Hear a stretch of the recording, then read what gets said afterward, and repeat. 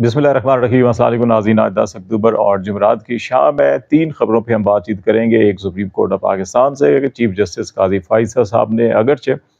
25 अक्टूबर को रिटायर होना है, लेकिन अमली तौर के ऊपर वो अभी से रिटायर्ड तस्वर किए जा रहे हैं और चीफ जस्टिस काज़ी फ़ाइज़ साहब की दिन ब दिन सुप्रीम कोर्ट ऑफ पाकिस्तान में मुश्किलात बढ़ती जा रही हैं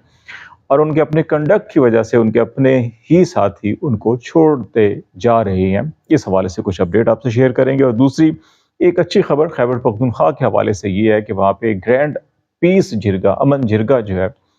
वो किया जा रहा है, जो चीफ मिनिस्टर अली अमीन गंडापुर उसकी सरबराही कर रहे हैं और उसमें तमाम अपोजिशन की जमातें, केपी के अंदर भी अपोजिशन की जमातें और वफाक के अंदर भी जो हुकूमती जमातें हैं उनकी नुमाइंदगी जो है वो भरपूर है। और केपी के अंदर जो गुज़श्ता चंद दिनों के अंदर एक अमन अमान के हवाले से बड़ी तशवीशनाक सूरत-ए-हाल इख्तियार हुई थी और ये ख्याल किया जा रहा था कि शायद वफाक में बैठे कुछ अनासर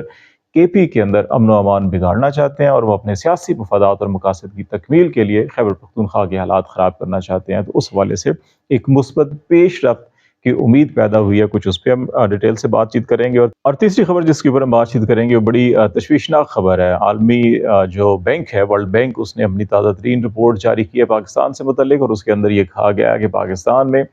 गुर्बत की शरह 40.5% से तजावज़ कर चुकी है। यानी कि इस वक्त पाकिस्तान के अंदर मजमूई आबादी 25 करोड़ से ऊपर है, तो उस हिसाब से 10 करोड़ 17 लाख अफराद जो हैं वो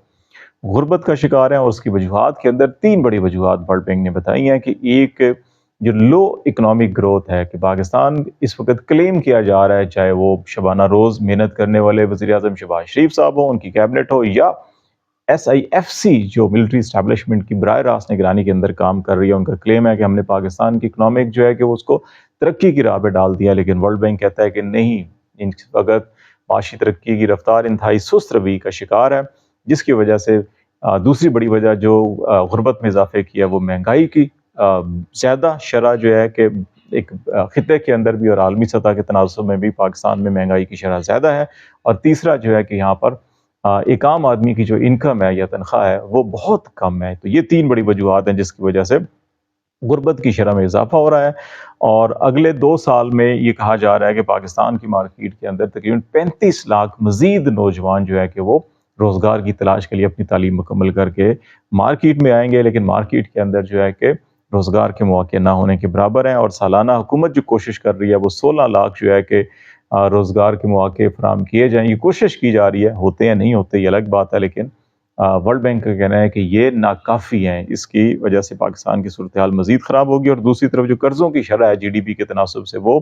72% से बढ़कर जो है कि वो आलमोस्ट 74% अगले माली साल के अख्ताम तक 73.8% हो जाएगी। तो ये सारी सूरत हाल जो है कि ये बड़ी तशवीशनाक है और इसलिए इस इकनॉमिक कंडीशंस को बेहतर बनाने के लिए सियासी इस्तेहकाम और सियासी इस्तेहकाम के लिए ज़रूरी है कि अवाम के मैंडेट का एहतराम किया जाए। यही पूरी दुनिया, पाकिस्तान के दोस्त ममालिक पिछले 2 साल से, हमारे साइंसदान जो है मिलिट्री इस्टेब्लिशमेंट के साइंसदान उनको भी, और जो सियासी साइंसदान हमारे हैं उनको भी, जो पाकिस्तान को मुसलसल रगड़ा लगा रहे हैं, पाकिस्तान को मुसलसल धकेल रहे हैं सियासी बुरान की तरफ, उनको समझाने की कोशिश कर रहे हैं, लेकिन उनको पल्ले नहीं पड़ रही बात। तो ये एक सूरत हाल होगी।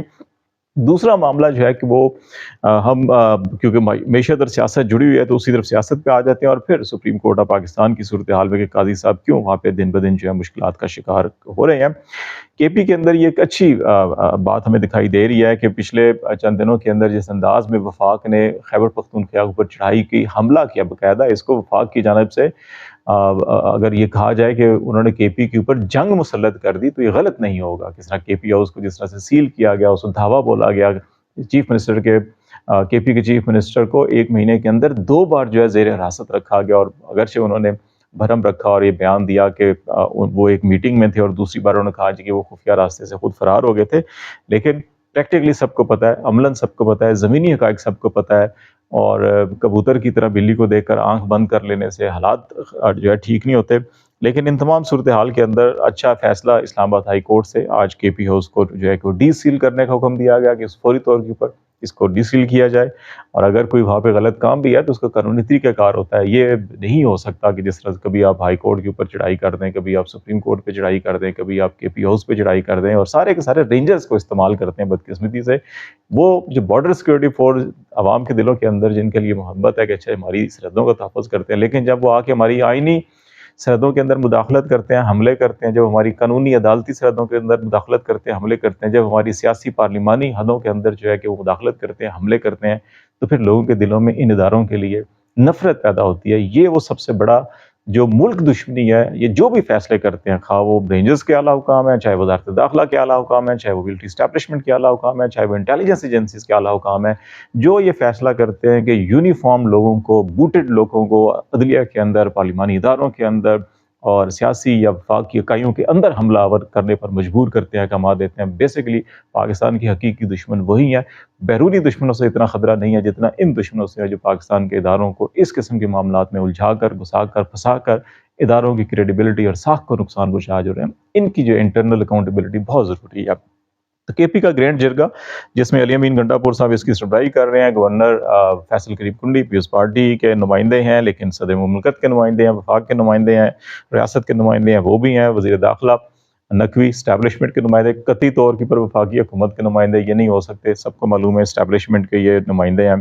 ایمل ولی خان اے این پی کے سربراہ اور کے پی کے اندر اچھا خاصا ووٹ بینک ہے، محسن داور جو پشتین موومنٹ جو ہے کہ اس کے سپورٹر بھی ہیں، سکندر شیرپاؤ یہ بھی اگین سابق وزیر اعلیٰ شیرپاؤ، آفتاب شیرپاؤ کے صاحبزادے ہیں۔ عباد اللہ اپوزیشن لیڈر جو ہے وہ پاکستان مسلم لیگ نون سے تعلق ہے، اسپیکر خیبر پختونخوا اسمبلی بابر سلیم سواتی، امیر مقام یہ بھی وفاق کی نمائندگی کر رہے ہیں، نون لیگ کی نمائندگی کر رہے ہیں۔ تو سب لوگ جو ہے کہ اس کے اندر شریک ہیں، اور ہوپ فلی پازیٹیولی جو ہے کہ اس کا آؤٹ پٹ جو ہے کہ اس کے مثبت نتائج ہوں گے۔ جو وفاق اور کے پی کے اندر کھینچا تانی ہے اس میں بھی کمی ہوگی، جو دہشت گردی کے واقعات ہیں اس میں بھی کمی ہوگی، اور اس کے اندر جو وفاق اور انٹیلیجنس ایجنسیز کے بھی کے اندر امن و امان بگاڑنے کے لیے جو مداخلت کرتے ہیں، ماضی کے اندر اس قسم کی شواہد موجود ہیں کہ بہت سے لوگوں کو پکڑا بھی گیا ہے اس حوالے سے، وہ بھی بند ہونی چاہیے۔ جہاں بھی ہم اپنے بارڈرز کے اوپر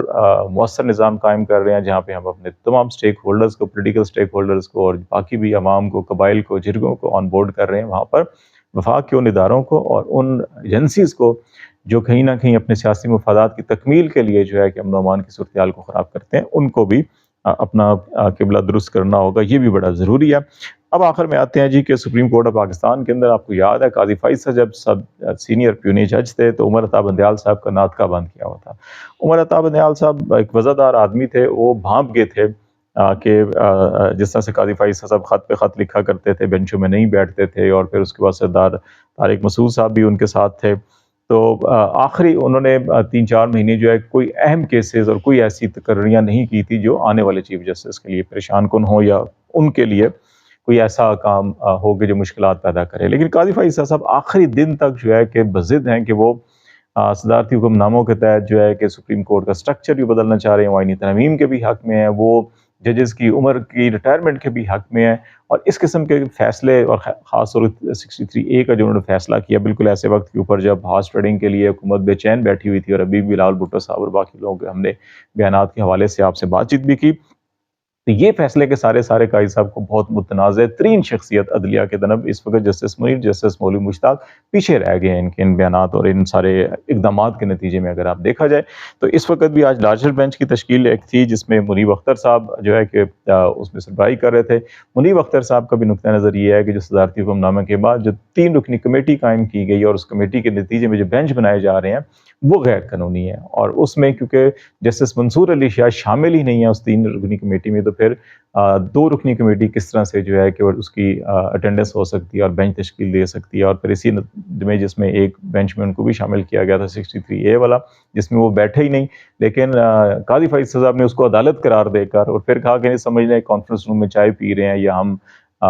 ویسے بیٹھے ہوئے میٹنگ کر رہے ہیں، تو میٹنگ عدالتوں اور میٹنگ کی کارروائی میں بڑا زمین آسمان کا فرق ہوتا ہے۔ تو یہی وجہ جسٹس منیب اختر جو ہے کہ نہیں ہے، جسٹس منصور علی شاہ پہلے ہی جو ہے کہ وہ اپنے آپ کو اس کمیٹی میں نہیں بٹھا رہے، کیونکہ وہ سمجھتے ہیں کہ جو صدارتی حکم نامہ ہے وہ پریکٹس اینڈ پروسیجر ایکٹ کی جو اصل اسپرٹ تھی اس کو شکست دینے کے لیے اور اس کو بدلنے کے لیے جو ہے کہ یہ کام کیا گیا، اور اس میں جو سمجھتے ہیں کہ کیونکہ یہ فیصلہ فل کورٹ کا تھا تو فل کورٹ کو بیٹھ کے اپنے انٹرنل میٹرز فل کورٹ کو کرنے چاہیے رادر دین کہ ایکسٹرنل فیکٹر مداخلت کر کے عدلیہ کے اوپر جو ہے کہ اس میں مداخلت کرے. یہ ان کا موقف تھا. قاضی صاحب فل کورٹ بلا نہیں رہے کیونکہ اس میں ابھی کوئی 13 یا 14 ججز جو ہیں وہ قاضی صاحب کے نقطۂ نظر کے حامی نہیں ہیں, تو اس لیے قاضی صاحب فل کورٹ نہیں بلا رہے. ان کو معلوم ہے کہ فل کورٹ بلائی تو اس کا فیصلہ کیا ہوگا, تو اس لیے قاضی صاحب نہیں بلا رہے. یہی وجہ ہے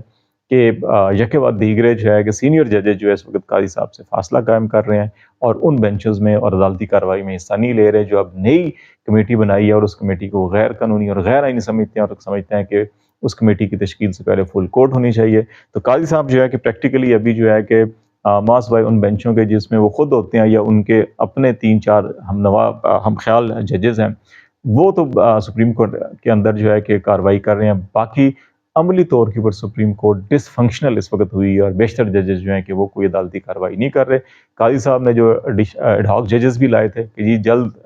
کیسز کی سماعت ہو اور کیسز نپٹائے جائیں, لیکن پریکٹیکلی عملی طور کے اوپر قاضی صاحب نے جانے سے پہلے تو اپنے لیے بہت سی مشکلات پیدا کر لی ہیں اور بہت سے لوگ کہتے ہیں یہ ریٹائرمنٹ سے پہلے ہی عملی طور کے اوپر ریٹائر ہو چکے ہیں. اور دوسرا جو ہے کہ سپریم کورٹ کو آلموسٹ ڈس فنکشنل کر دیا ہے. تو لیٹس سی دیکھتے ہیں باقی جو 2 ہفتے رہ گئے قاضی صاحب کے اس میں مزید کیا اقدامات ہوتے ہیں, کیا پیش رفت ہوتی ہے, آپ کو آگاہ کرتے رہیں گے. آج تک کے لیے اتنا ہی. خالد جمیل کو اجازت دیجیے. اللہ حافظ.